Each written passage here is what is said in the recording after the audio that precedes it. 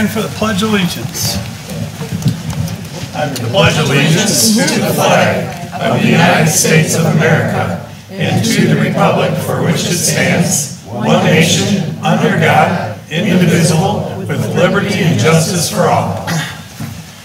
Thank you for coming, everybody. We had a nice warm weekend last weekend, a lot different than a year ago. Hey, that's for sure. A lot different than today. Yeah, a little wet today. Roll call, please. Mark Bouchard. Here. Joanne Shirkey. Here. Cindy Valentine here. Artie Bryson. Here. Christy Hilton. Here. Chris O'Regan. Here. Sandy Kufel. Here. Okay. We have bills payable. I'll entertain a motion.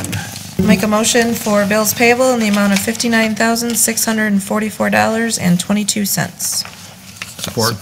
Okay, we have motion and support. Any discussion? Yes, I just have a question for a clarification on the third page in the sewer fund. A little explanation about this, why it's so much. That is the workman's comp Yep. audit.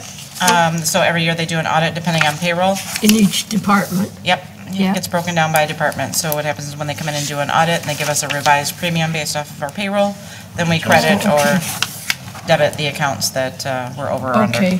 Okay. Thank you. You're welcome. Any other questions?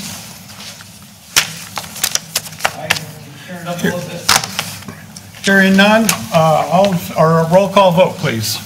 Joanne Shirkey. Yes. Cindy Valentine, yes. Artie Bryson. Yes. Christy Hilton. Yes. Chris O'Regan. Yes. Sandy Kufel. Yes. Mark Bouchard. Yes.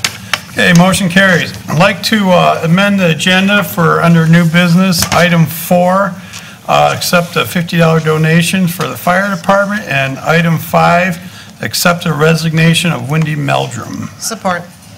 Motion and support. Any discussion? All in favor signify by saying aye. Aye. Anyone opposed? Okay, that motion carries. Next, we have public comments. Do we have any public comments? Please come up and state your name and address. And my name's Estelle Wallerzak. I reside at 10371 St. John Drive. I am here because of a draft that 50 neighbors got a lawyer for advice, and we've been having violations continuously up and down the road with building. It's not on section 311. Let me quote it right. There are 3 things under section 311, the supplementary setbacks. Having one lot line abutting and extending to the water, and an opposite line abutting to a public thoroughfare, that would be St. John Drive, shall maintain the required yard on the water side as an open and unobstructed yard. Under section 329, unobstructed yard space. Unobstructed yard space shall mean a required or non-required yard space abutting a boatable waterway, which North Channel is a navigational waterway under the state of Michigan, that is void of all buildings, structures, fences, shrubs, hedges, and similar improvements in landscaping above the height of 3 feet. Trees pruned up to a minimum of 8 feet above grade do not violate this. So you can have a weeping willow as long as its tree is trimmed to the 8 foot. Not miniature dwarf trees that will never grow past 5 feet. 10 years, the Kleins had a view of the river. They invested thousands of dollars in their home to see the river. They put money into concrete patio so that they could sit there and enjoy the river and the boats. Until a new home was built, we were all fine with the home. At the time of home occupancy, they received their home occupancy permit with 3 feet shrubs and trees that could be pruned to 8 feet. It's still that way today. On May 19th of 2017, unbeknownst to the rest of the residents along North Channel and St. John Drive, they violated our unobstructed yard space. They violated the rights of the clients to have an open view what they bought, what they invested their money into. And continuously, it's being violated. We had a renovation. It has nothing to do with the people who own the home. It has everything to do with our building administrator, inspector, and the builders. We have a new upstairs that goes out beyond that 330 feet. It goes to the deck of the neighbor next door. They thought 25 years ago when they built their house and got all the specifications and built it, they would be protected. It's not being protected. What do you tell a person that's had a view of the river for 10 years and a new person moves in and blocks their view from their living room, blocks their view from their patio to the edge of the neighbor's patio? They went beyond their house, the neighbor's house, to the edge of a patio. That is a violation of the unobstructed yard space. All we're asking this board to do is to take the zoning enforcer and have him demand that these arborvitaes are done. When they make the interpretation on January 18th, it was a letter from the building department to the ZBA. They had one appeal, those people left. There were no other people in there except for the ZBA itself. They opened the letter, and this is what it said. The Zoning Board of Appeals ruled a few years ago on the roadside, and I know there's a 30-foot setback, fences could be put up on the roadside up to the front yard setback. But the building department requests that it be determined that we can do the same trees and shrubs on the required rear setback.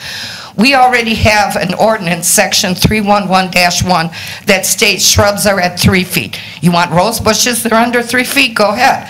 You want to put potted plants all the way to seawall, they're under 3 feet, we don't care. But when somebody plants a 6-foot arborvitae, like a fence, on a lot line that blocks the view of other neighbors, and it's not only them, it's the lady on the porch who has a grandson in a wheelchair. They can't see the river. And they said they did it legally.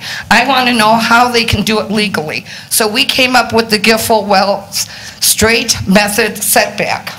And what this means is, to the audience, this is the North Channel. By the Sassy Marina, this gentleman on the end, where he can't have a dock because of the current and the ice would knock it out, only has a 45 feet from his porch to the seawall. It increases along the way to 120, 150 feet, and then you get down to 102.15. The seawall goes out 100 feet. How is that 40-foot setback fair for these people when these people gain 100 feet? The straight line method is even with all the houses. You can have a straight line method. Sassy sub is all even. M29 is all even. The Canal Homes on Colony are even.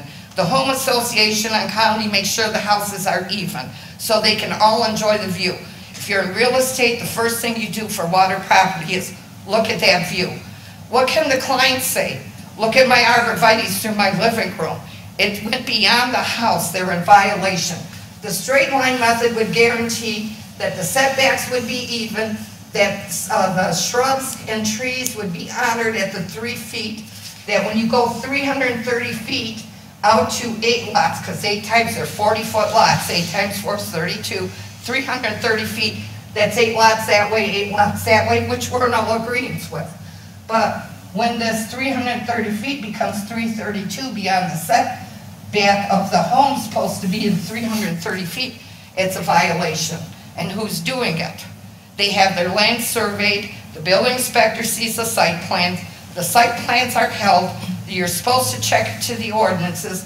We want to know why after 2 months of a home occupancy, the building department, and it isn't the secretary or somebody working there, it has to be the administrator that writes the letter, gives it to the office manager, says, here, take this to the ZBA, or put it in their mailbox. What's the address on that property? The one that violated? Yeah. 10379, I believe. It used to be a double lot. I could name you all the people that lived there in the 60s. I've been around for a long time. I have never seen anybody blatantly violate and take away the constitutional property rights of what they had before this house was built. If they built it even, that's one story. But when the house is further back and you take arborvitae's for privacy, privacy is done in the home on the waterfront. We all walk around in bathing suits. We cut grass in shorts and tank tops. What privacy? I don't understand, and it's continuously violated. So a straight line method would work for both, not only the setbacks, but for fences, for landscapings. It would protect our future of the waterfront so that everybody can enjoy the view. Thank you very much. Thank you. Thank you. Thank you.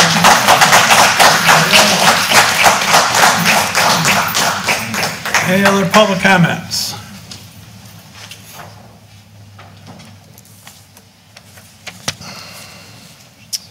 Don Raines, 203 Williams, Harvest Island.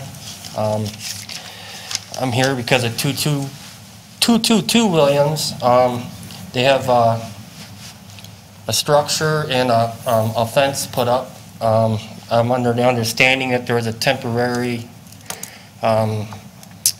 structure bond of $5,000 on this structure to be torn down by May 1st. My concern is this structure is being built under different, he's not following building codes, zoning codes whatsoever. I have pictures of Soul Society if anybody up here would like to see it, or anybody. I mean, I got Article 3, Section 3.01, Item 3, no detached accessory structure shall be located closer than 10 feet to main building. Is one. Number 6 of the same article. No detached structure exceeds 1 story or height of 15 feet, which is that it goes past that. I'm going to the object of the fence. It's not Section 3.08, Item number 1, D and E. Fence is not made of approved materials nor complies with building and zoning codes. He made a makeshift fence. He had cut phragmites to make privacy fence obviously out of it, which are fully bloomed with seeds, which that could turn into a mess on that street if, you know, that street has no phragmites on it, and obviously will after he's done. There's and another code I want to read is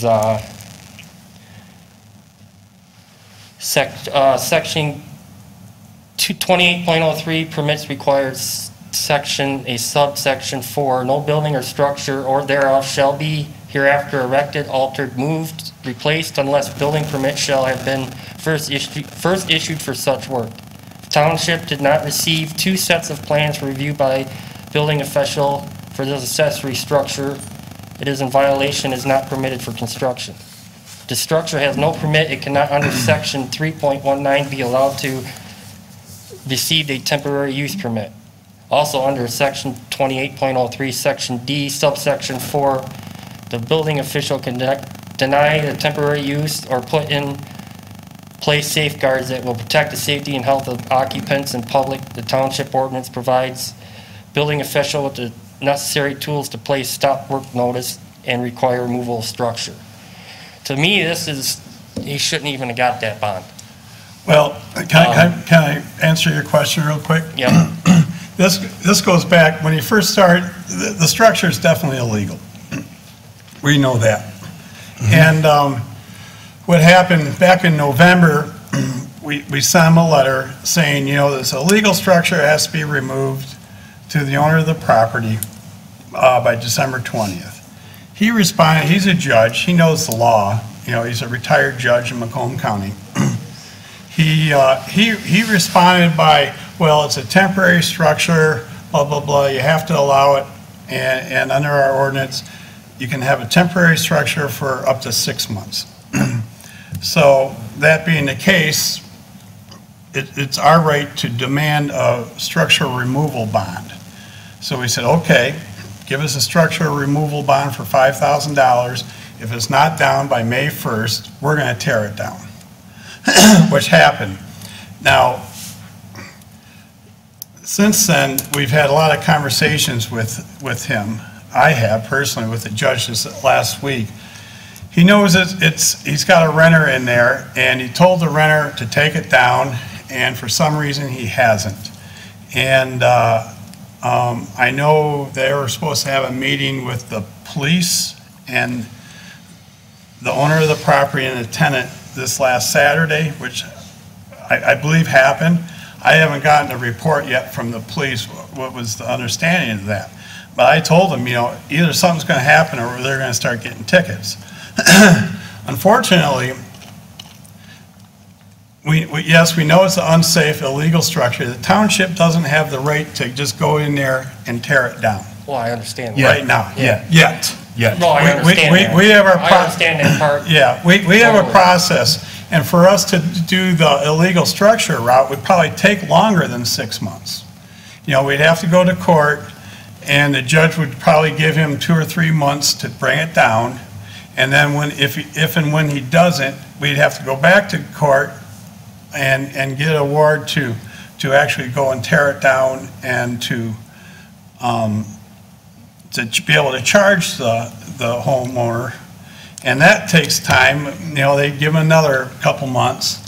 And then when that doesn't happen, we have to go back and say, hey, just cause he wasn't in compliance with the agreement.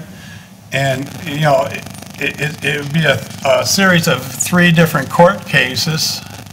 And it would be costing the taxpayers more money for attorney fees and everything. And it would take longer than the 6 months. So we have it solid for at least 6 months. That thing will be gone. And I'm trying to get it down sooner. So, it's not being ignored by the township, that's for sure. Right, I understand that. And like I say, I told the judge I'm very unhappy he played the temporary building card, but he did. So we're going to do everything we can, and he's going to try to get it down beforehand. Yeah, because now he's at the point where he's digging trenches in the yard. Oh, I know. And everything, that's for any kids or anything, I know the neighbor across the street has granddaughters and stuff. I'm worried about the wind we're having. It might blow the darn thing down, too. Well, yeah, the way it looks, it's literally built on landscape tires. Right, well, I know it. So, yeah, we are doing everything we can to rectify the situation, so. Okay, I just wanted to but there is a process that we have to adhere to. I understand, if we went the other route, it might take longer. But. Well, we could just say, we're going to go down there next week and tear it down. They could take us to court, probably win. We'd have to pay for his chicken coop. And you know what? He would have a chicken coop there forever. So we have to follow our process to be able to get it to stick. Now with the fence or anything, is there anything you can do with that? Oh, the fence will be coming down too. Okay. Yeah, so. Well, I understand that, but I'm just worried about the phragmites, the seed pods and all that, and that yard's known to be underwater anyway, and it won't take long for those things to take off in that yard, so. Yeah. Mr. Raines, we do share your concerns. Oh, yeah. When I say we, I say me. Okay, I can't speak for the whole board, but we have discussed this.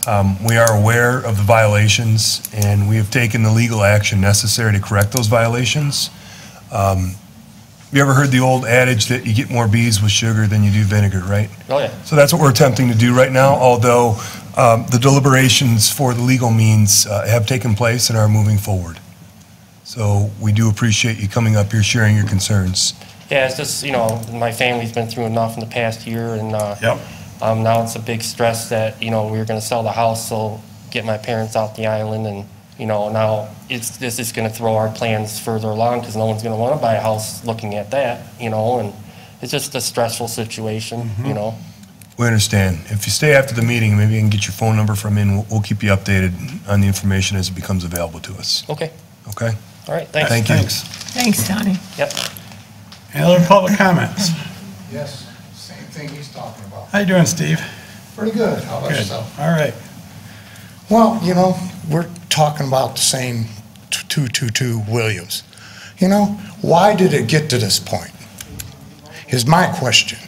I called the building inspector, blight people, everybody and never got a return phone call, never, nothing done about it. Why are we at this point to where you're saying it's gonna cost us so much money to take this man to court? Why'd you get to this point? It's been 3-4 months, everybody's been calm. Somebody isn't doing their job. Right.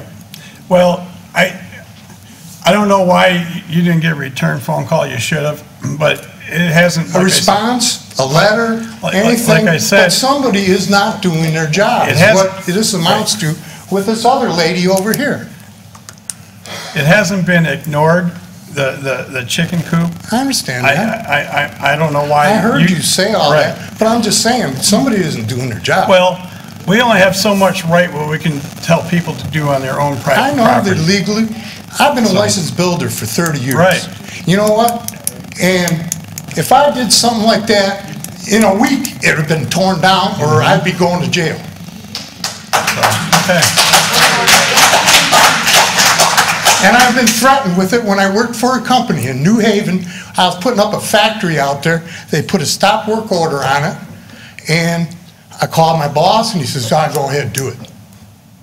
So we worked the next day. Next day, there's 3 police cars there saying, "If you guys don't stop, you're going to jail." Now, how does this man, is there a stop work order on it? Do you know that? There's a no work order on it. Well, why does he keep going? Good question. Then why don't you come arrest him? We can't for that. Because he has a judge that owns the property, I think has a lot to do with it. It has nothing to do with it.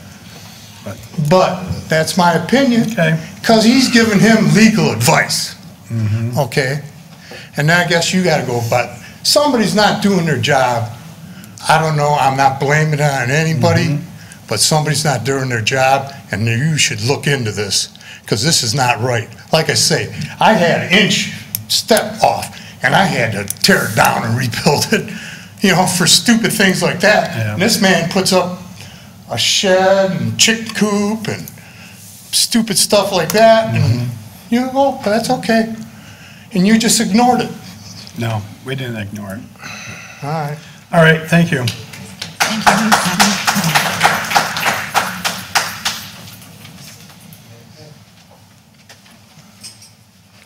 Hi, my name is Cindy Brecht. I live one house away from the chicken coop on Harson's Island. And my main concern is I did a lot of landscaping at my house.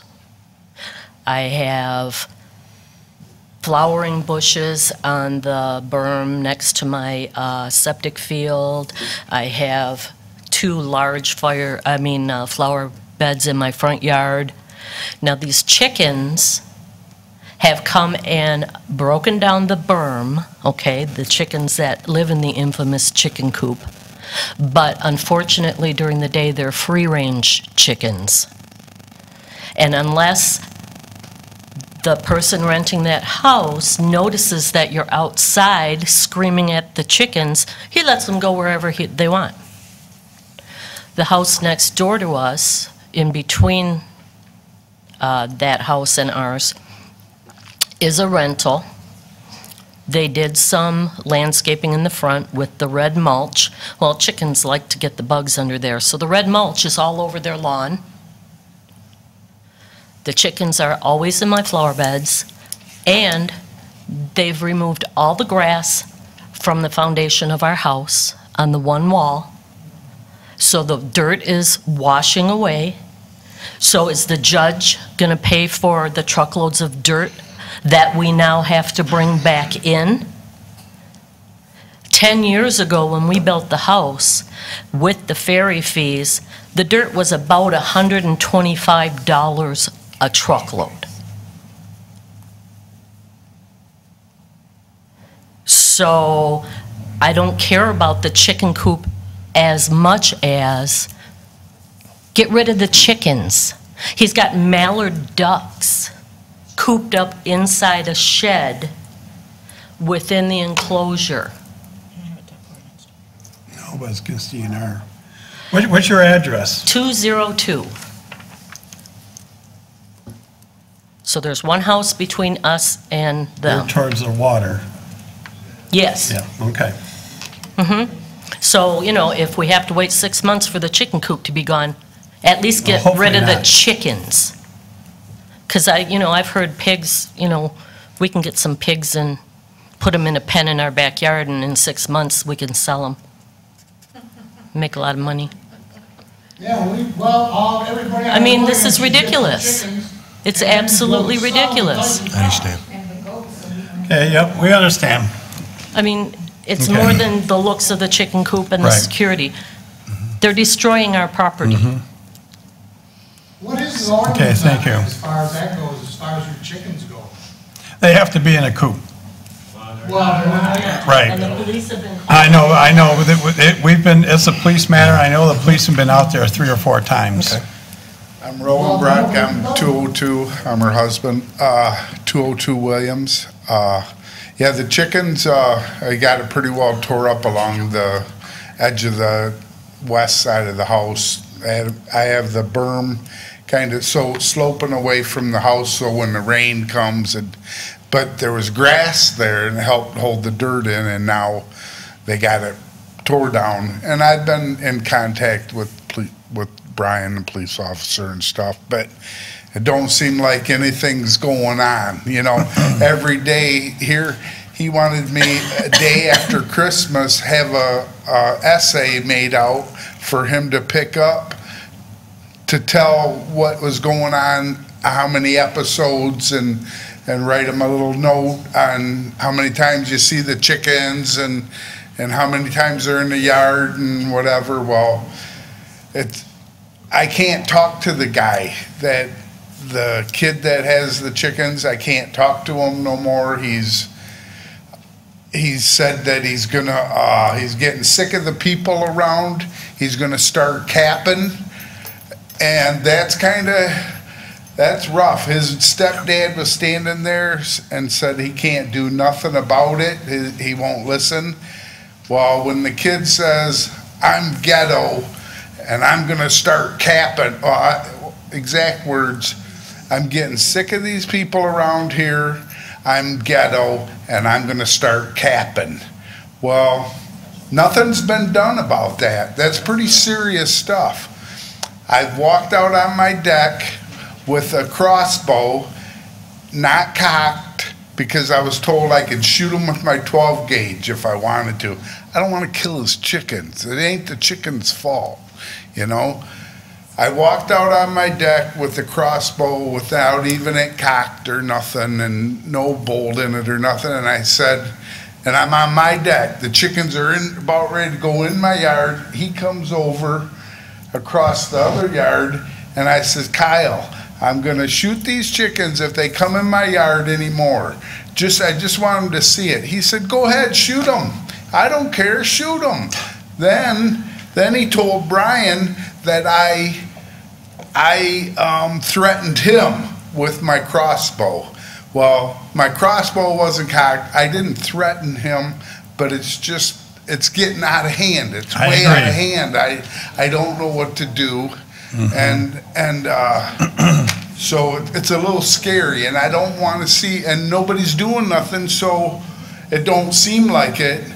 But I don't have 24-hour protection, The police ain't there 24 hours to make sure that this guy ain't going wacky. And I think he's already a little wacky. I think he cut up them plastic, he had some plastic hanging over. Well, it looks like he knifed it out and stuff, because I think he's mad about all this upsetting stuff that's going on with him and the people and stuff. I don't know what to expect. I'm very, very concerned, and I got to be prepared. So I got to be prepared, and I want you guys to know it also, because who knows what can happen. It's just a shame that I have to think like this. Right. All right. So Thank you. Thank you. Thank you. Yep. Thank you. Thank you.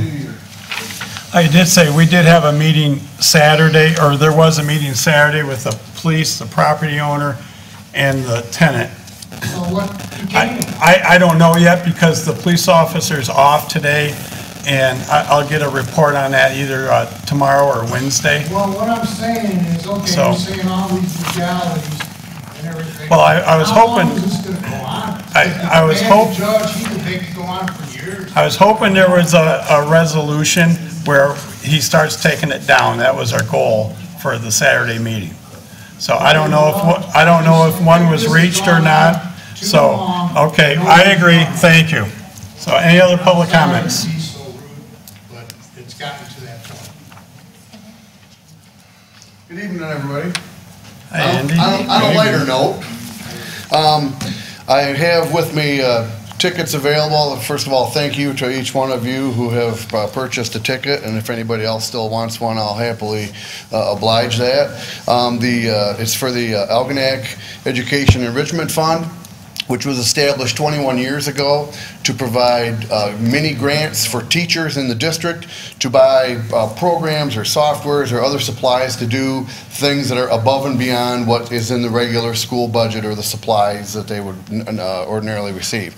So a teacher can write a grant to this and get several $100s to do they've done all sorts of really cool things with this, and it's a very popular program. The grants are funded by this raffle, which is a vacation raffle. Every month, there are 300 tickets sold, and they are $100 a piece. And starting in January, on the second Tuesday at around 4 o'clock, there's a drawing. Every month, the first prize is a trip for two.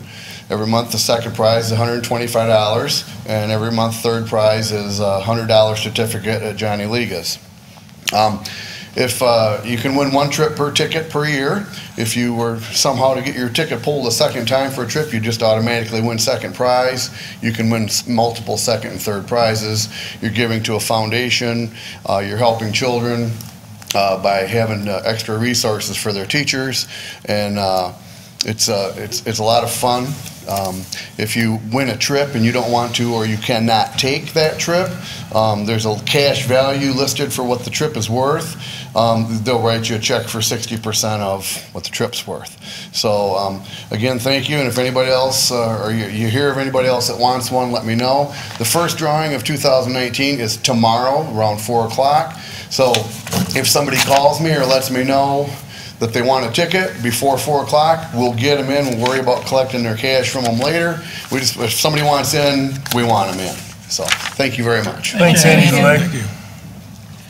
Okay, any other public? 9812 North River Road. Okay.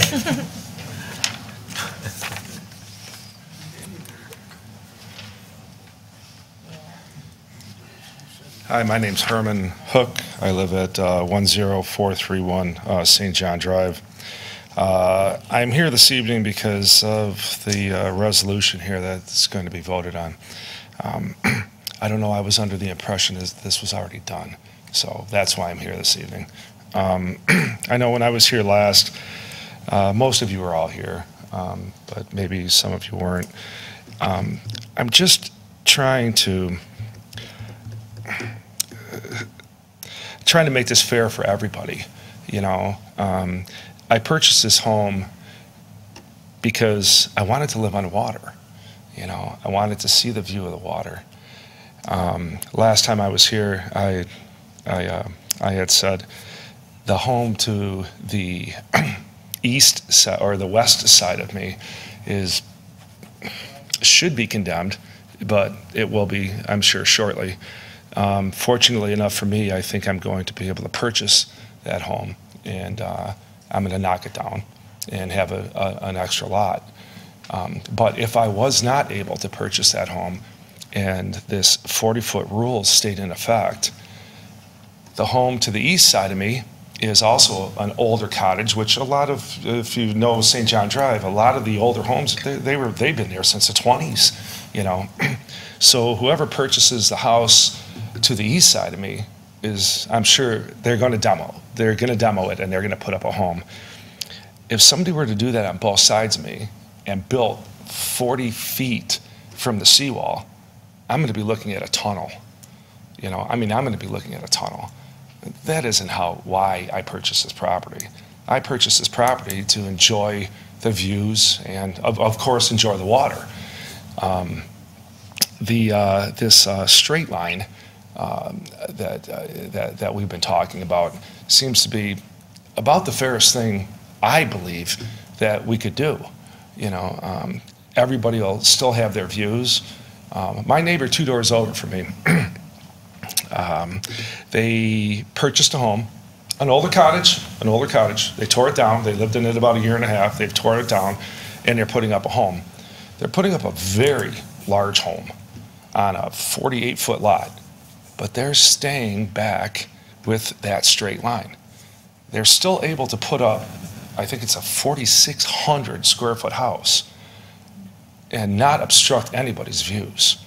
You know, for us to generate taxes to come forward and obstruct everyone's views because somebody wants to build a 10,000 square foot house, I'm not exaggerating. I mean, you go from his lot and you went up 40 feet from the seawall, you could put up anywhere between an 8,500, maybe even a 10,000 square foot home, you know, because they're going straight up and they're going from the road, the 25-foot setback, all the way to the seawall. It's not fair for us. It's not, you know. For me to own the home that I own, and if somebody did that on both sides of me, for me to build, to be even with them, it would cost me at least minimum $500,000, you know, so I could have my view back. I really don't think that that's fair, you know, and I'm hoping that this board sees it the same way, you know. So thank you. I appreciate it. Thank you. Thank you. Thank you. Any other public comments?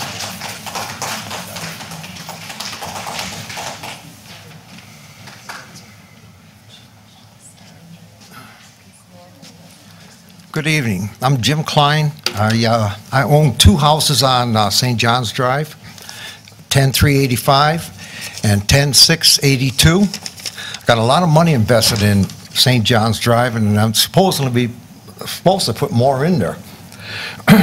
I attended a lot of meetings since they put in this 40-foot rule to get it changed, because it's totally unfair for an irregular waterfront to have a 40-foot rule. I attended the planning board meetings, attended the zoning board meetings, I attended more than one common council meeting, and the majority of your problem is always on this zoning and the 40-foot rule. Always. If you didn't have it, your job would be so easy, it would be unbelievable. But that's neither here or there. Now, I don't know why the 40-foot rule was changed, installed. Somebody told me it was the state of Michigan did it. Our team of lawyers researched it, says it never happened. So it's immaterial. If it did happen or didn't happen, the common council should say, does it apply to our township? That's how we should have addressed it, and it wasn't. Now, last common council meeting, you're talking about the drawing a line from the house on the right and the house on the left. Just like the gentleman said, there's a lot of older houses from the 20s who are built on up to the street. Well, if you did that, you're going to have totally irregular a run of houses. What you need is to have it the old way, the 320-foot rule, either way, and you're taking an average. And those old houses are coming down at an enormous rate. Right now, there's 2 being that was torn down and are under construction right now. And there's probably going to be a few more that's going to be coming down. So I would suggest that you try to use the 330-foot rule instead of the house to house. And as far as the vegetation, that's got to be changed also. Because instead of people getting a building permit to put a lanai in, what they're doing is planting arborvitaes as a wall. Now, you can't do that, because they said they can go up to 40 feet. So they're extending their area up to 40 feet using arborvitaes. It's horrible. When you sit in a house and you look out, it's like you're sitting in a cardboard box looking out. And that just brings the property values down. I can't be investing money into Clay Township if this rule is going to stay. It's out of the question. So I'm suggesting that you go back to the old way, number one. Number two, send out a letter to everybody saying what the new rules are, so that nobody can start putting arborvitaes there, and then we got to come back here and argue again to have them removed. Because a lot of the problems with Clay Township stems out of that building department. That guy never returns phone calls. If he worked for me, he wouldn't be there. That's my answer. But anyways, I appreciate you guys listening to me, and thank you much. All right, thank you. Mr. Klein, can you field the question for me? Pardon? Can you field the question for me? Sure. Okay. Are you entitled to privacy on the riverside? When you're outside of your home, are you entitled to privacy? No, because of that setback rule. No. What if you don't interfere with the setback? Oh yeah, then you can go on the side of your house anywhere you want, but you can't block somebody else's view. So, hang on. So, if you have a lanai or a patio Yes, on the river elevation, right, and it should have a and we building are not permit. interfering with the setback, period. Oh, Not it's at all. not interfering? Not That's fine. interfering, That's not fine. interfering. That's fine. I don't condone anything interfering, All right, and nor do that's I think fine. anybody on the board does. Are you entitled to any sense of privacy? Sure. For hot tubs, Sure. balconies, Sure. patio areas? Mm-hmm. So your view is you are entitled to some privacy. Right, as long As as I'm long as not it doesn't infringing interfere. on my neighbors. Thank you. There you go. And that's the whole problem, is the infringement on the neighbors. I understand. Okay. Thank you. Thank You're you. welcome. Any other public comments?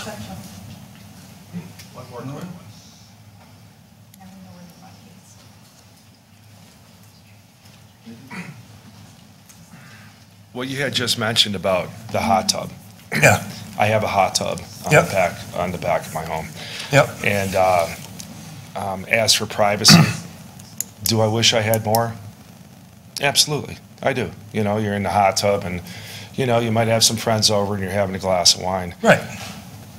But really, the bottom line is, if I were to put up privacy on the sides of my hot tub, I would be infringing on my neighbor's view. How close is your hot tub to your house? Right next to my deck.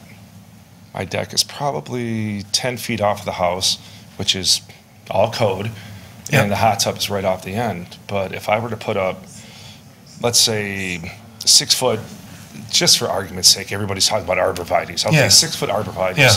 on both sides. Would it infringe on my neighbor? Yeah, it would. It would. Even if you put up, say, 10, 12, 14 feet of them from the edge of your house, just to give yourself a little alcove or something? I would say it would. That would some. still interfere? I would say it would some, you know, to the point of where, would it be a problem? Yeah, maybe with some it would.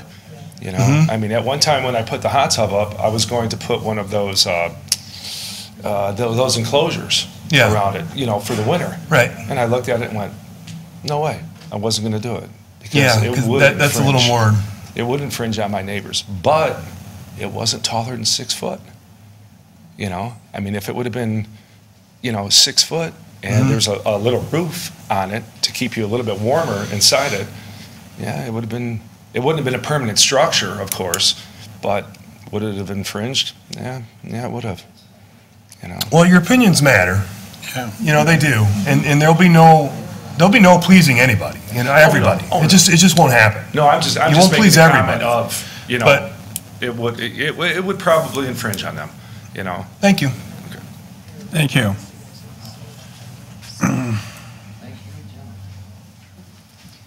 I'm at 10385 St. John Drive as well, and when you are on a waterfront property and you walk the minute on your dock, you lost all your privacy. All your neighbors lost your privacy.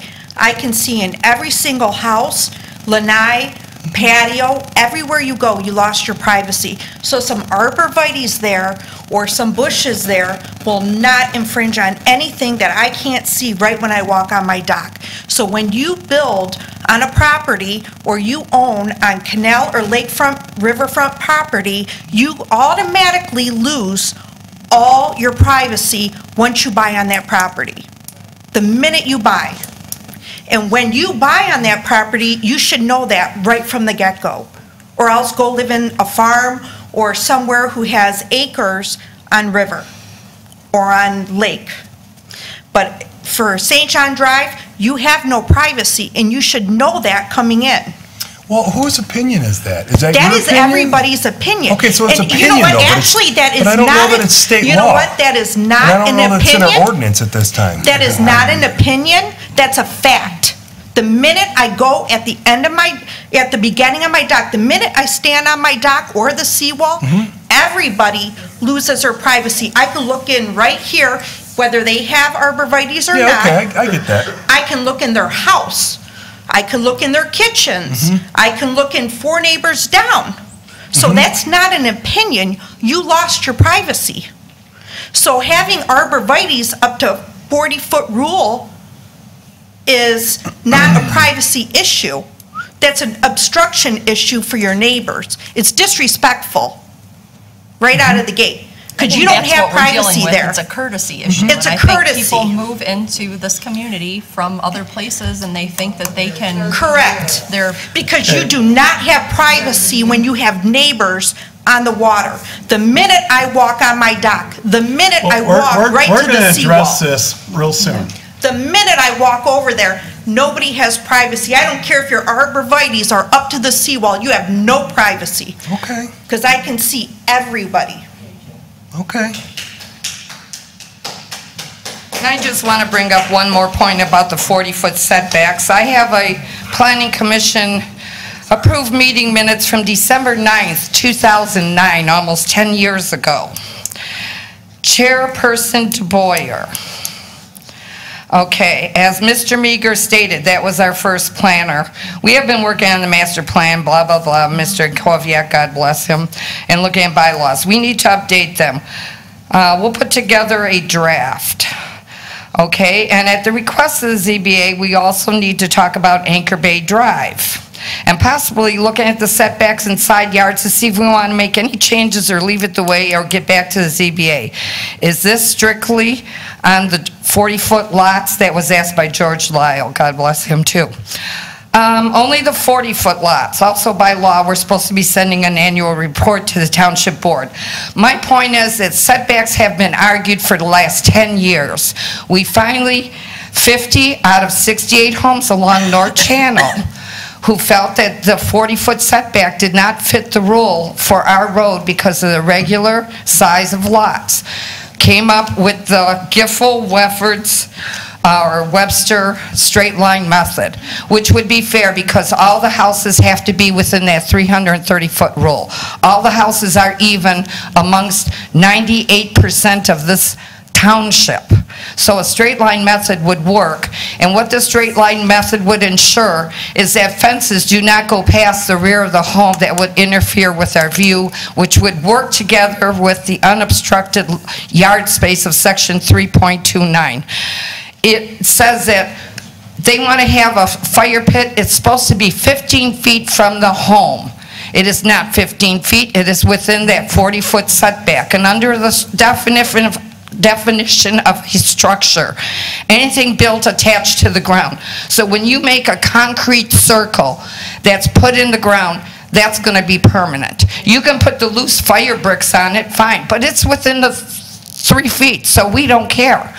But when they go beyond the house, beyond the neighbor's house, up to an edge of a patio, and infringe on the view of others under the property rights of the Constitution, they cannot do that. We have laws here that we're supposed to follow. We have let the Planning Commission know they broke the law. We let the ZBA know they made an illegal interpretation because under the jurisdiction of our ordinance, the ZBA can make an interpretation.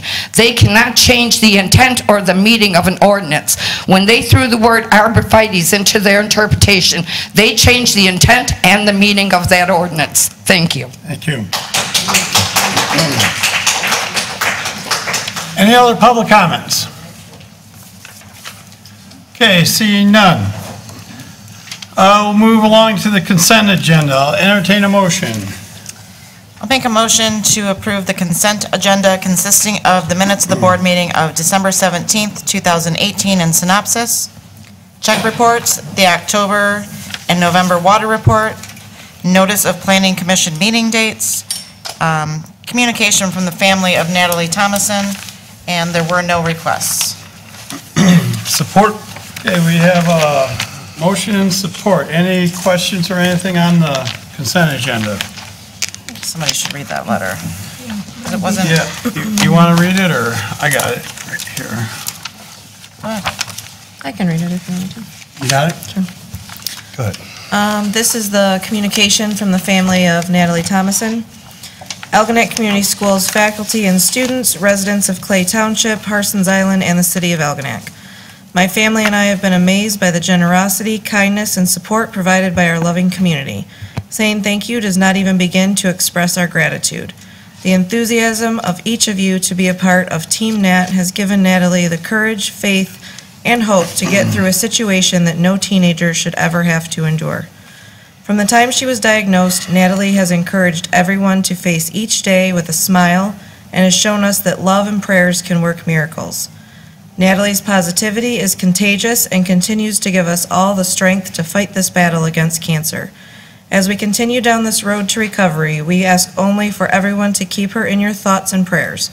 We are so grateful to be part of this community and pray for the day we may be able to show our overwhelming appreciation. Sincerely, the family of Natalie Thomason. Right. That's nice. That was nice. That's the girl, she had some cancer in our community, and they had Team Nat t-shirts, and we all wore it about a month ago to our meeting, so she's doing okay, isn't she? She's doing well. Good. Long road ahead of her. Yep. All right, any more discussion on the consent agenda? Hearing none. All in favor signify by saying aye. Aye. Anyone opposed? Okay, the consent agenda passes. On to the supervisor's report. We only had a couple of business days since our last meeting with all the holidays, but first of all, I wanted to, apologize and thank the Pearl Beach Lions and the Boy Scouts. I neglected to thank them at our last meeting last year, but they did a great job decorating the park and putting up all the Christmas decorations and the tree lighting. That was Pearl Beach Lions and the Boy Scouts helped with the Christmas decorations. So I want to give big kudos to the Pearl Beach Lions for that. We did receive a Christmas present. It was right before Christmas, actually. I got word that State Senate passed and the governor signed the legislation allowing the DNR more leeway on dealing with habitat restorations with the DEQ. And what really spearhead this is the St. John's Marsh. The DNR has a plan on going in and eradicating a lot of the Phragmites and controlling them with water levels. Phragmites don't grow in over 6 inches of water. If they're there, they'll stay there, but they won't start. And they want to put in dikes and regulate with a pump and regulate the water levels, and hopefully bring that back to cattails and a nice marsh how it originally was. It's real similar to what they do on the Harson's Island DNR, which works out fantastic. This legislation now I haven't read it yet, it did get tweaked a little bit in the Senate and the governor signed it. I haven't had a chance to read it yet or even get a copy of it yet, but I understand it did pass and that both the DNR and the DEQ were happy with it, and same with Ducks Unlimited and everything else. So I had initial talks with the DNR. They're hoping they're going to split the habitat restoration up in 2 phases, and they want to hopefully do phase 1 this year and phase 2 next year. So hopefully that will happen and we'll get our St. John's Marsh back to where it should be. I did have a mention on our rear yard setbacks, but that's an agenda item here we're going to talk to you real soon. I'll skip that, but been working on a lot of things the past couple of days. Our DNR Trust Fund grant that was accepted, allowing us to buy some property on Harson's Island for a Harson's Island Nature Park and a handicapped kayak launch. Been working on that, and Harson's Island remodeling is going strong. Our fire station remodeling is going strong. We're setting up the installation of the new ventilation systems on both stations. We received a grant for. Been dealing with the Pearl Beach sewer interceptor issue, and we should have a report Wednesday or Thursday on that with recommendations. And once we get that, we're going to meet with Ira Township and see how we should proceed. And I'm working with our Next Generation 911 and Ira police coverage. I've been having some meetings with all that too. I was disappointed. We had a FEMA meeting scheduled here January 15th to review the new floodplain maps, the proposed floodplain maps, and that meeting was pushed back. And just to let everybody know, I've been working hard with FEMA over this for a couple, 3 years. Basically, if the guy to my left it's got an elevation certificate and he's out of the floodplain, the guy to my right has an elevation certificate out of the floodplain. Why should I have one? It's not like we have mountains and valleys here. And they took account a lot of the information that they have. And they're claiming with these new floodplain maps, there's going to be about 1,200 structures taken out of the floodplain in the township, which is a good thing. That's remained to be seen yet, but we were going to have a public meeting January 15th to go over the new maps. And they also did a wind study of how wind affects the different shorelines, and that's basically going to affect the people on the bays, like Musquemoot Bay, by Anchor Bay Drive a little bit, and some of those. But as I think they told me initially that's only going to affect 5 structures in the township, but hopefully over 1,200 structures will be out of the floodplain. Anyhow, that meeting was set for January 15th, and I received word that that's been pushed back. And I just actually talked to someone in Maryland's office in FEMA today, and we rescheduled it. I haven't been able to put it out yet, but it's going to be February 26th, and we're going to have a public meeting at 5 o'clock. I tried to get it later in the year when there's more people around, but that's not possible. I asked FEMA to do that, and they said no, it's February 26th. And so I'll get that out, the news out on that, and go forward from there. And just to reiterate, it's a big thing. FEMA charges, Clay Township pays about $860,000 a year in floodplain premiums. It's nothing but a money grab. It all goes down south or other places, and we've collected less than $1 million and that was for a tornado on Harson's Island.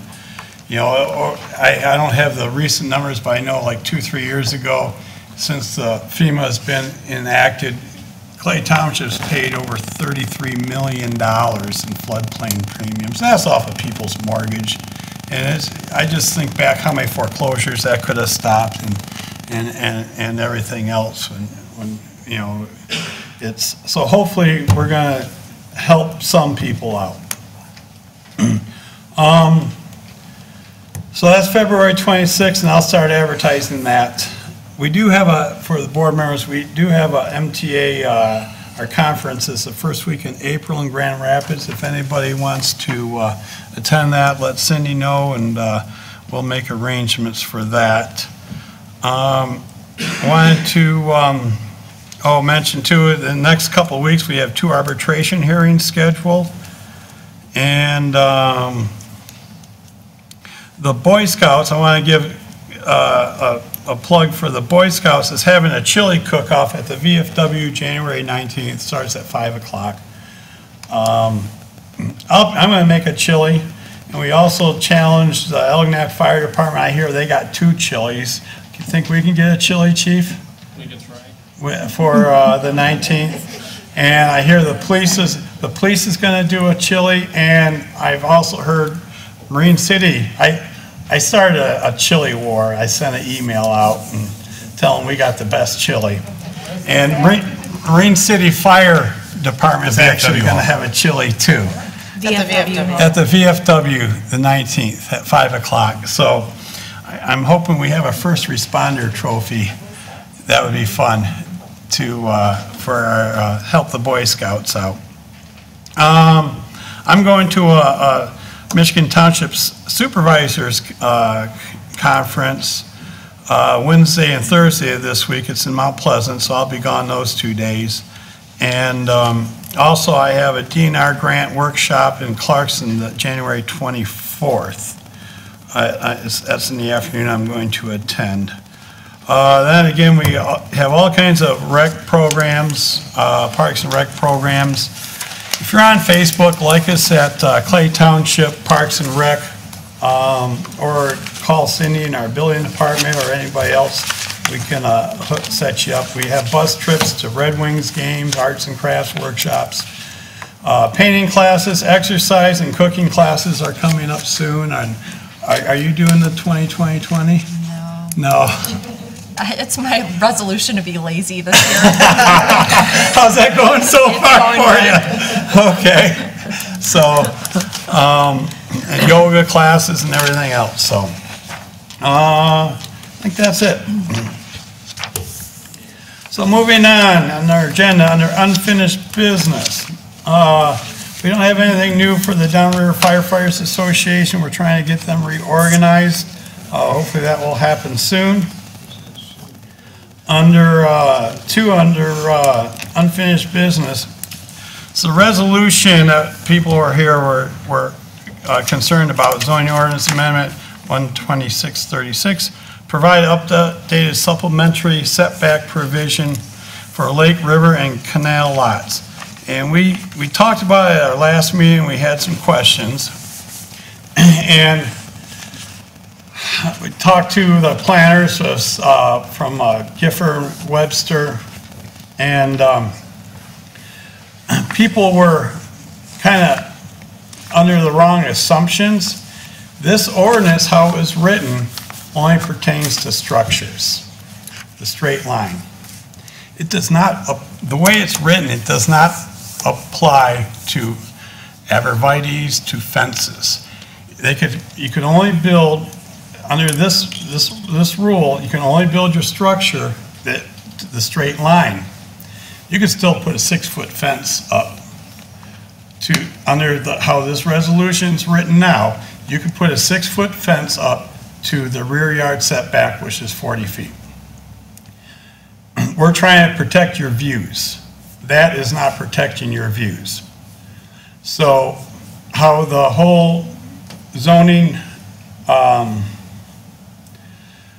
the process works, the planning commission will come up with a zoning ordinance. They send it to the county planning commission. They approve it. Then it comes to our board. We can approve it or send it back. If we just deny it and send it back, tell the planning commission, you know what, we want fences and other the arborvitaes or whatever be also considered in the straight line method and not just structures. It would probably take 6-8 months because my point, it would take quite a while if we denied it and sent it back. We don't think they should be able to put a fence up 40 feet from the seawall, this board. Right, but that's why we didn't pass it. And I talked to a few board members here. We would have the option of having a joint meeting with the planning commission, with our board and their board, and amend and get some language that would keep us both happy, and amend it there at a special joint meeting with both boards, and we could approve it then. And I put in a call with Kathy. I haven't received back. I don't know if she's on vacation over the holidays or not, the chair of the planning commission. But I was proposing that we have a special meeting February 13th. It's their regular day of their planning commission for both boards. And we could get some language together and hash that out. Does that work for our board, everybody here? I have a question. In a second. I can't be there on the 13th. You can't be there? I can't. I completely support the idea. Oh, I do. Wholeheartedly. I do. I just Support it I can't also. do the 13th. Okay. 13th is good, okay for me. What about you? I support the idea, and it's a long time coming. Right. Okay, we have a disconnect between the board and the planning commission and the ZBA, and you name it. Everything is disconnected. Right. We got to get it back on track. We got to have responsible for detail and hold Exactly. people accountable. Yep. Bottom line. Thank you. Exactly. I cannot make the 13th either. You can't? Do we want to do another date or Absolutely. I can do another one. I just can't do the second Wednesday. second Wednesday? How about the fourth Wednesday, 27th, 27th? I'm available. What? I'm available. 27th of February? Yeah. You available? I can do Cindy? the 27th. We can do the 27th? All right, I'll contact the planning commission and we'll tentatively make it then. And have a joint meeting. Do we need to make that a motion? Yeah, I'll make the motion. We have a joint meeting with the planning commission February 27th to deal with the resolution for rear yard setbacks. And also I want to talk about reviewing our master plan at that time too. Support. So we'll have two agenda items. I got motion and support. Any more discussion from the board? To Mark's point, would it be beneficial to have the ZBA committee on or available at that same time? And we have a couple of overlapping members. I mean, We could. Could we extend an invitation? Yeah, we could. Would that include the house and line, along with the arborvitae's and plantation for a fence? Yes. If you should both? Right. And if See, right now, let me explain. Right now, the ordinance that was presented to us, it only deals with structures. And I've heard everybody here complain about arborvitae's and fences and stuff. This ordinance doesn't address arborvitae's. So, you know, you pass an ordinance and you look at unintended consequences. And the unintended consequences is, okay, I can build a new house in line with everyone's neighbors, but I can still put a fence. If I'm 70 feet off the water, I can still build a fence 6 foot high, not 4 foot. I can build a fence 40 feet from the seawall. Which still doesn't help them. Which doesn't help it. That's what we're trying to protect your views. And that's what this board recognizes. Under this ordinance that was proposed to us, it just dealt with structures. And that's why we had a problem with it. And that's why we postponed it. But from my understanding, is it still, the houses aren't in a straight line though, correct? Right, not until we change the ordinance. But we want to get it right. We want the ordinance to be all-inclusive if we can. We want to get it right. We want to get as many variables under the ordinance as we can. So our think of. options, right, our options are, we could send it back to the planning commission and start the process all over. Not good. No. We don't want that, you don't want that. We recognize that. We can edit the amend the ordinance, but we have to get the planning commission buy-in to do that. So the best, easiest, fastest way is we have a joint meeting together, and we do it at that meeting. And the draft interchanges with fences on Right. parking spaces and the now accessory building. Right. So we'll discuss all that at Yep. this meeting. And we want, Residents find out the result of that meeting. well, soon as there, it goes in the paper and you know, and then it becomes an ordinance. This January 18th will be 2 years. So, that's what we're doing. So, we didn't vote on it yet, do we? Oh, you have motion and support. We have a motion and support to. Well, I would also like to see, if possible, the building permit. Yeah, he'll be there. there.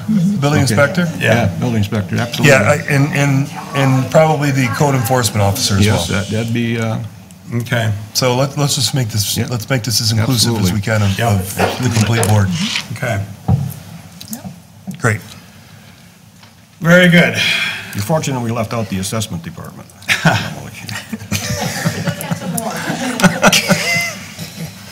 All right, so we have motion and support to schedule a special meeting tentatively February 27th. Are you amending that motion to include the building To inspector and include the code building enforcer? inspector and code enforcer.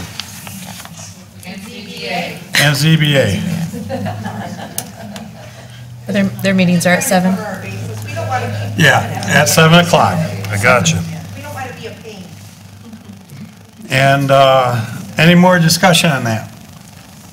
Hearing none. All in favor, signify by saying aye. Aye. Okay, motion carries. Next. Real quick. So since this is going to be now in February, for right now, as the ordinance stands, is there a hold? Can't stop it. You can't even make a motion? No. So anybody can come in, if they pull a Yep. building permit and they have their... Yep. That's why we're trying to do it quick as possible. Yeah. Yep. So. All right, under new business, we have a certificate of appreciation for two very cool people. Yes. Jim Miller and Mary Kotz. You gotta come on up. Look at that cane. These two people have been on our board of reviews for a long time. Yeah. 24 years, plus years. Right. Mary and Jim have assisted the residents while on the board of reviews during good times and bad times, in times of high water and low water, and during the rise and the crunch of real estate, market. But they kept on coming back for 24 years. They just kept on coming back. They couldn't get rid of you. So, to show our gratitude, I'd like to present them with these certificates of appreciation. And Jim, on a side note, he was actually my Boy Scout leader. He still is. Are you still in Boy Scouts? Yep. I thought you were. So this is for appreciation, Jim Miller. We got some plaques, we're gonna put those in. And for Mary Cox.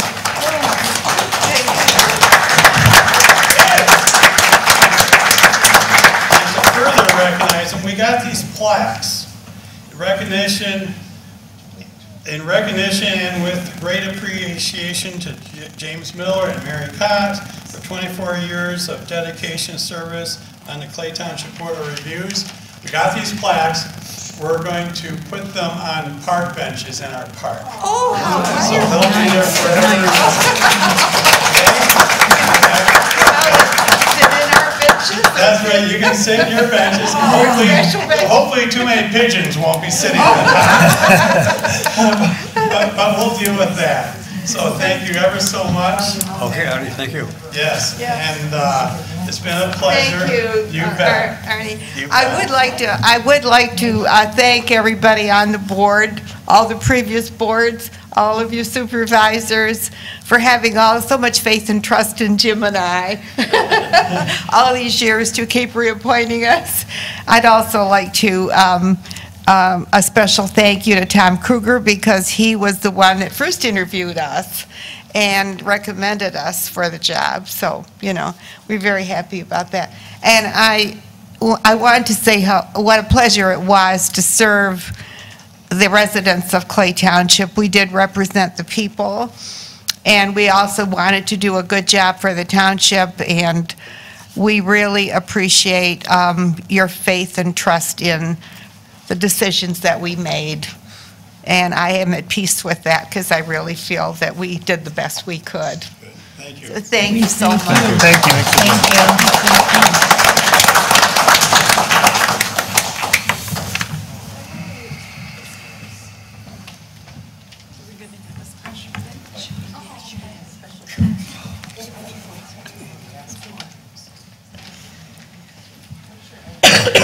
All righty. That was fun. It was very nice. Yeah. Well done, well done. I like the ideas with the plaques Yes, on good in the idea. park, so thanks Sherry for that. CD renewal rates. What do you have for us, Chrissy? We have the general fund CD that is renewing on the 10th this week. And I have watched rates go up, up, up, and now the last 2 weeks I have watched rates go down, down. So typically we were renewing at a year, and it's gone down almost 0.25% in the last 2 weeks. So I'm kind of tossed between a 90-day renewal and a 180 renewal because I'm anticipating rates going up twice this year with the feds. So I'm hoping like a 3-month or a 6-month CD renewal would get us back to where rates are going up a little again. I'm amazed they've been falling the past few weeks. Yeah. Are we in the CDs right now or the cedars? The CD, The CD. not the CDAR. Do we have some in there? What? Not anymore. It's in an No. insured cash sweep.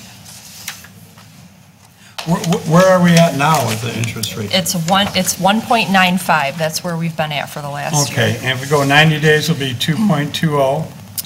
Well, rates just came out today and they went down again. So right now, a 90-day is 2.15 and a 180-day is 2.25. So we'd still be almost 0.25% above where we were at if we go with just a 90-day. What's that percentage again? Say it. Today, a 90-day CD renewal is 2.15%, and a 180 is 2.25%, and a 1 year is 2.4. So we'd be giving up 0.1% in hopes that we gain that and some back Yes. after the 90-day renewal. So if the feds raise rates, chances are the CD terms are going to go up. Yes. Right? Because they're Because 2 directly weeks ago, proportional. a 1 year was 2.6. And the feds so- are talking about Yeah. 1 or 2 more rate increases. I would agree with that. I would recommend we go with a 90-day. I could support that. All right, then I'll do you make a think? motion to renew our CD at a 90-day renewal and review when those rates are higher, hopefully, 2.15%. at 2.15. Okay, we have a motion. Any support? Support. Sandy. Sandy. Okay, discussion? I guess the only, if we want to make a 180, but if it's going to go up, if it was dropping, we'd lock it in for 5 years, but if it's going up, we don't want to tie up our money. It's just a... All right, hearing none. When's the current CD due? The 10th. 10th? Yeah, Thursday this week. That quick? Okay. Can always renew it later again. Yep. 90 days, we can. Yeah, it's not a big deal. Okay, so we have a motion to renew the CD, for our CD, our account to 90-day CD at 2.15%. I don't know if we need a roll call on that. You probably should. Roll call, please. Artie Bryson? Yes. Christy Hilton? Yes. Chris O'Regan? Yes. Sandy Kufal? Yes. Mark Bouchard? Yes. Joanne Shirkey? Yes. Cindy Valentine, yes. Doing it backwards. Motion passes. It's a new year. It's a new year. Yeah. All right, we have an agenda, a roundtable discussion. What I was thinking is, we have a new year. Is there anything in particular any of the board members would like us to see us do this coming year? Take care of this. The building this issues. building Yeah, that's issues. for sure. That's a priority. I think this is the year of the building department here. Yeah. Yep. That's something that needs to be taken care of. I like how we're starting doing the integrating between different groups, and I'd like to see us do more of that with a lot of the agencies or groups that we work with, not just in our own township, but outside as well. Well, I was thinking it'd be fun to have a joint meeting with with the city of Algonac. No, that would be fun. I'd support that. Be interesting.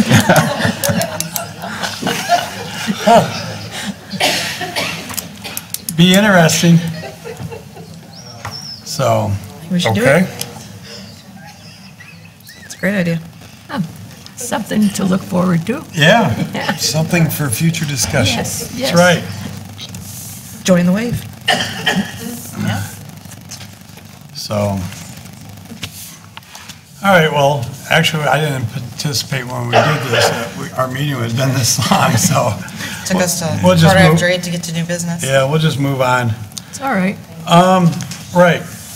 Number 4, new business, accept a $50 donation from the Harson's Island St. Clair Flats Association for the fire department.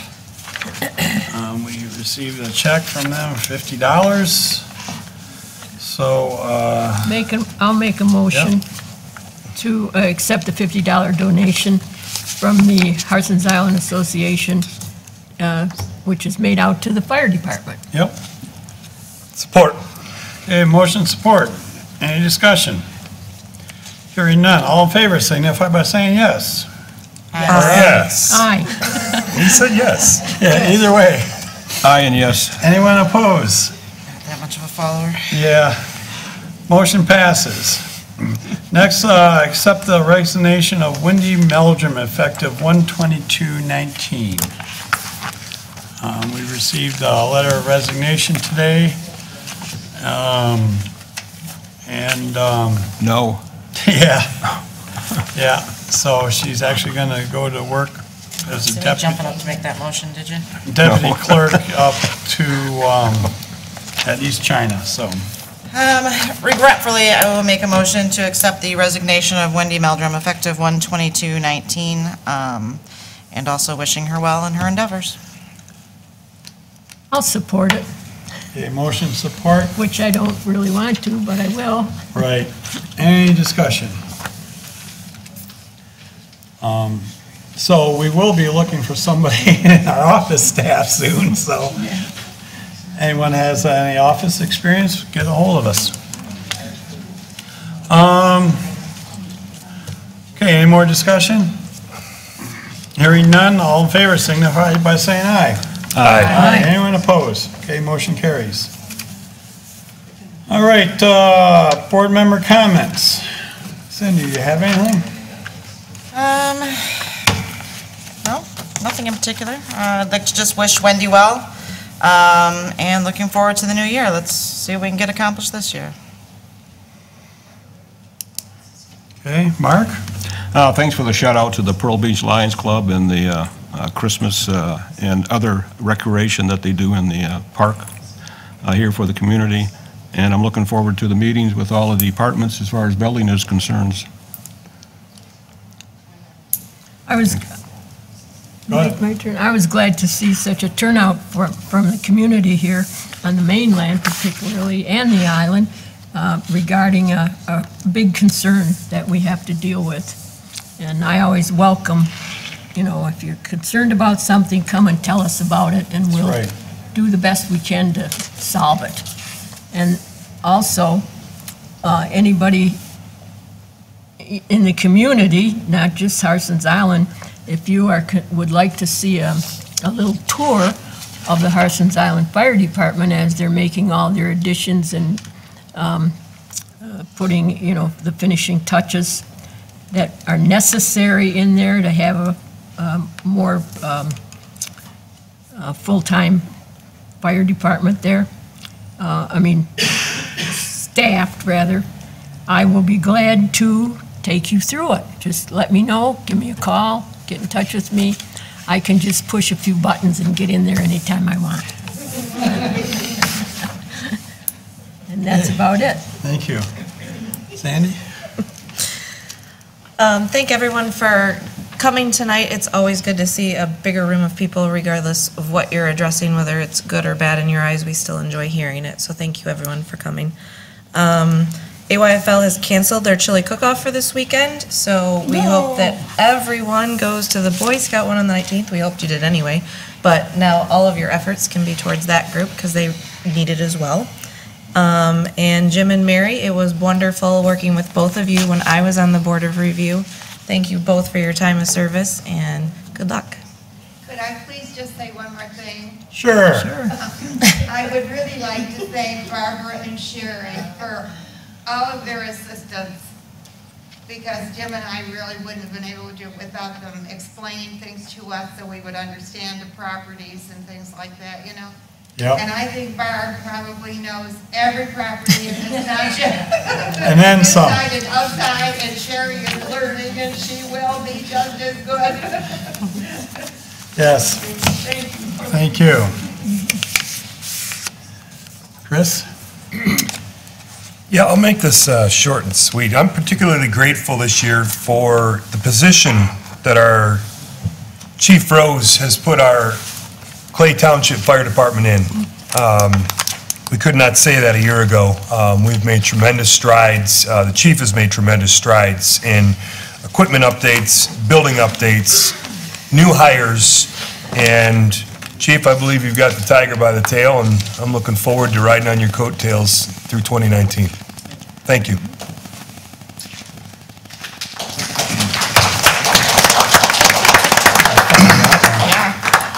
Happy New Year.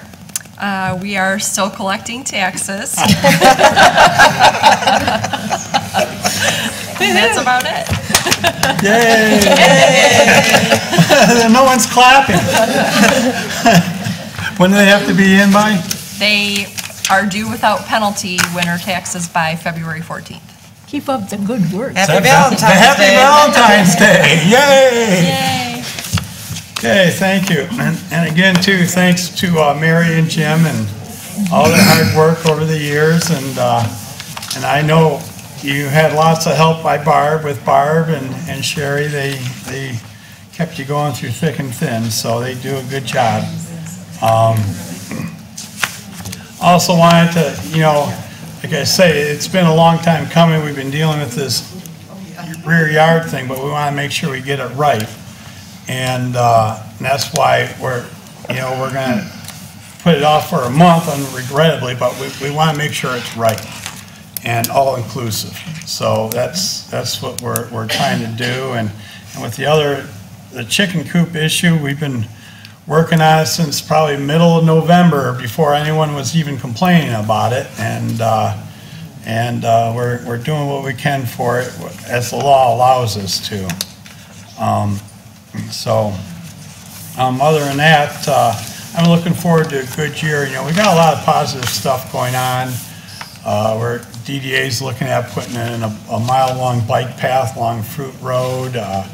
We got just a lot of good positive projects going on, and lots to be thankful about. So I'm optimistically hopeful that we're going to get a lot done this year, and I was very happy about the legislation passed on for St. John's Marsh. Once that takes off in a couple of years, that's going to attract a lot of people to our township, from bird watchers, and there'll be ducks back there again, and geese, and lots of wildlife. It's a good thing. It's a good thing. So, Maybe we can get all the geese out from everybody's Yeah. front yards But, on the water. and I'm very hopeful for that too, so. That's all I have. Our next meeting's January 21st here. And motion for adjourn? Motion to adjourn. Support. Okay. All in favor, ayes? Aye. All right, thank you.